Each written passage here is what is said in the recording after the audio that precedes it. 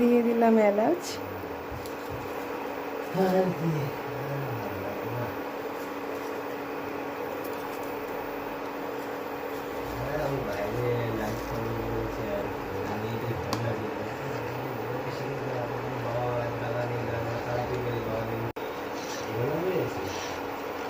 এলাচ গুঁড়ো দিয়ে দিয়েছি। প্রথমে দুধটা ভালো করে ফুটিয়ে নিয়েছি, জ্বালিয়ে নিয়েছি, তারপর দিয়ে দিয়েছি চিনি।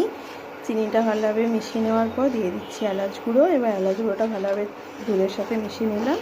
এবার দিয়ে দেবো আগে থেকে সিদ্ধ করে রাখা গোবিন্দভোগ চালটা। এই যে চালটা মিশিয়ে দিচ্ছি।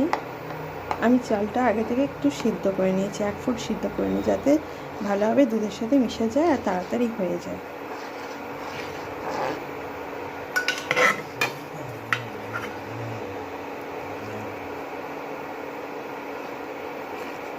কিশমিশ